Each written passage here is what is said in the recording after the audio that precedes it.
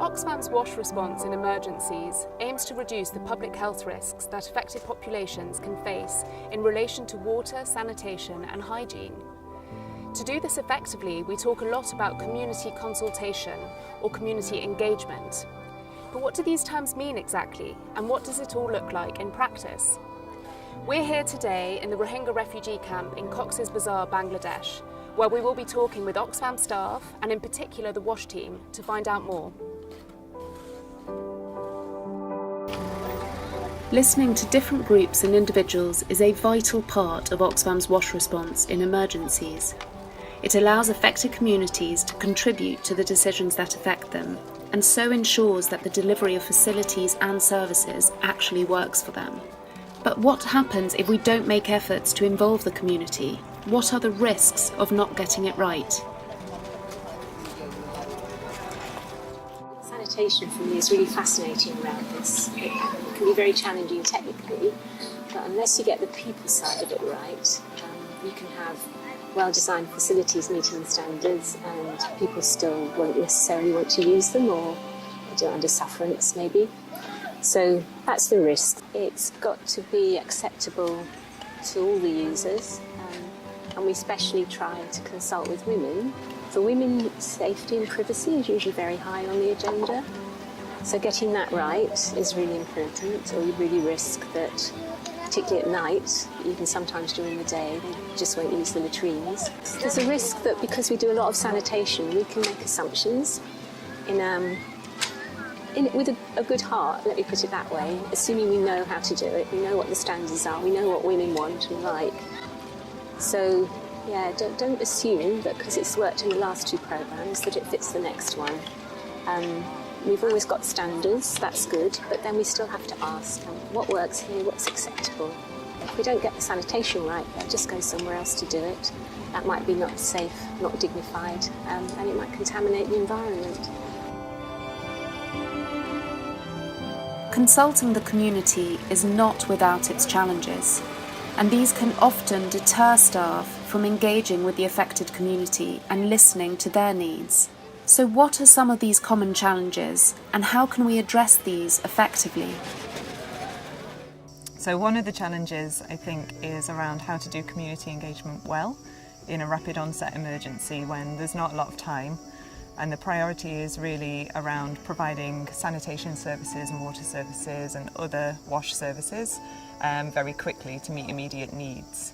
But I think there's a bit of a misconception here that consultation or community engagement has to take a long time and that we have to know everything straight away. Actually, what we want to focus on is what's good enough for that time in the emergency.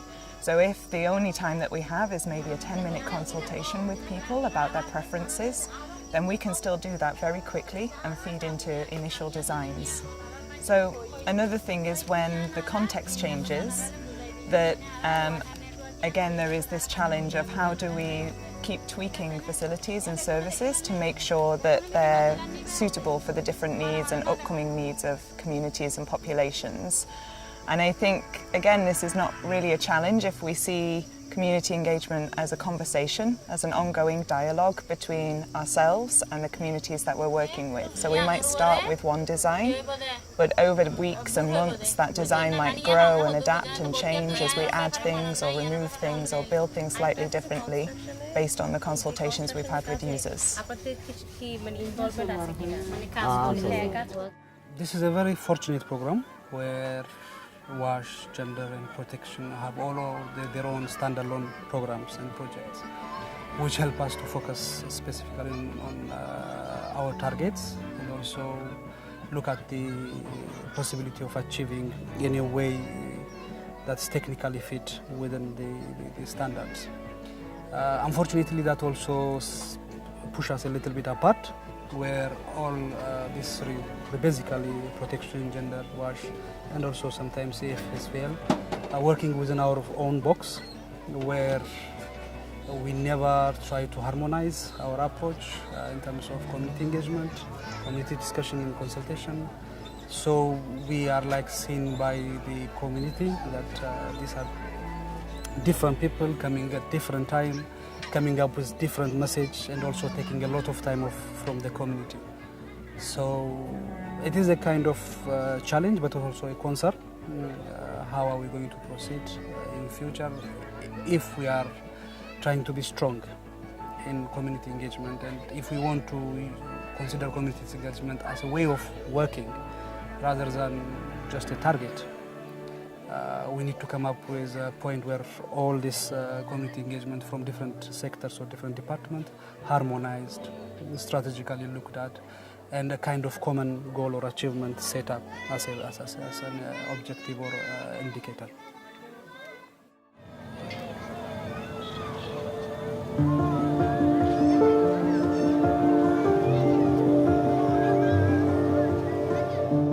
We need to develop a dialogue, and by that I mean it's a two-way thing.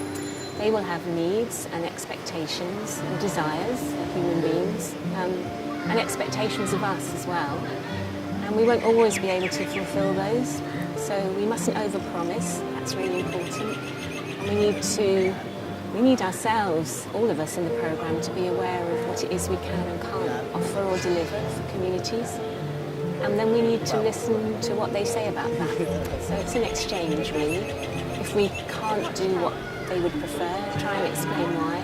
And then maybe open up a conversation about, well, is there something else? Is there some kind of compromise? So night time, so community sleep at the house, so calm, so elegant. So there have been a lot of discussion as well, explaining to the community the limitations, so the fact that yes, it would be really nice for them to have everything, for one family, but in the way we are implementing and the limitation we're having is also like, we cannot give you more. This is what we try to do, to not promise people too much, and so they understand like the expectation, they have their expectation matching our capacity, being transparent. We need to be transparent about what we can provide in terms of services, looking at improving the living condition, but to what extent we can do it. When you start engaging with the community, is having a team who's have a level of knowledge and is aware about to what point they can actually answer, when they can address the concern of the community and to who, and what level of information they personally have to be able to answer to some of the questions.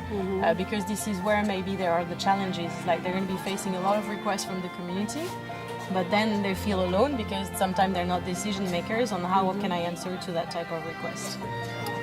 I think what I've discussed with the team is when community is coming with a lot of requests is like, we're taking your concern into consideration and we'll refer to our organization or we'll refer to the concerned organization that can support you.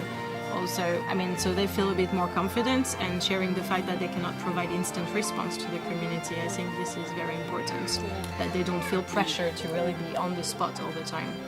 And just to add, I think what the community really appreciates is that they have people that actually listen to them and take this information. So closing the feedback loop in community engagement is really important because it helps to really build trust between you and the community. And they'll always feel confident to tell you their problems.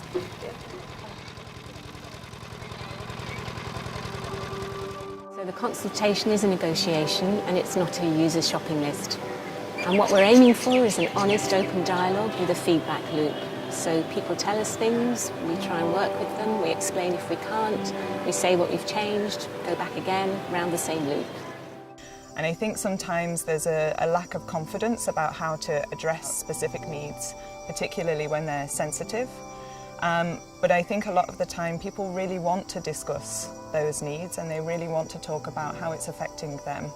And I think it's having that confidence to go into those conversations saying, I don't know all the answers, I don't have all the answers, but having that as an open conversation with users about how they feel about the services and how actually things can be changed to meet those needs. And putting putting the emphasis to them to try to find the solutions, because a lot of the times they have solutions and ideas that we would never think of.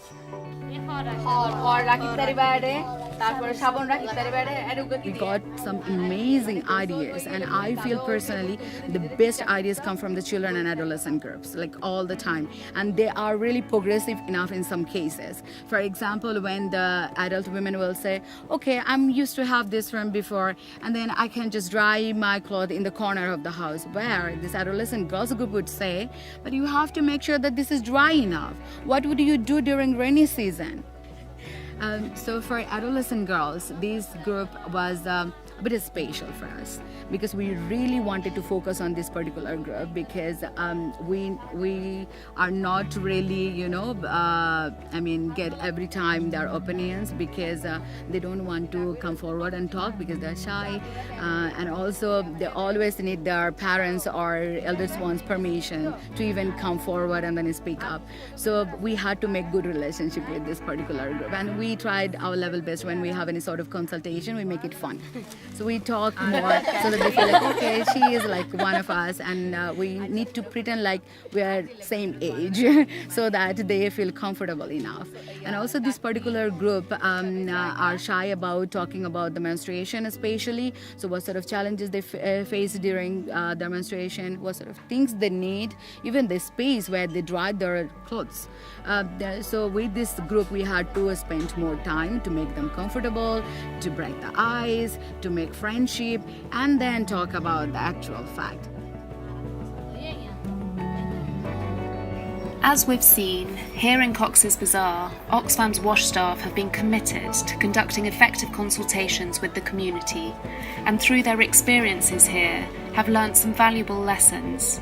In practice, community engagement can be problematic, but as we've also seen, there are numerous ways of overcoming the barriers, and it is vital that we continue to do so in order to put communities at the very heart of our WASH response. To that end, we asked our staff here for some final guiding principles, or as we like to call them, HSP top tips.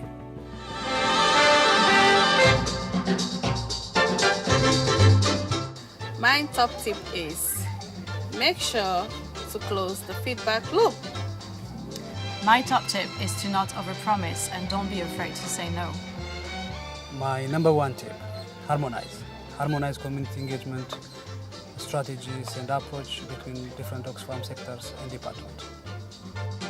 So my number one top tip of community engagement is getting out of your home and then meet the community if you really want to engage them. My top tip is don't be afraid to remove your technical glasses. It's less about the technical solution and more about the human solution. Okay, so my number one top tip would be listen well.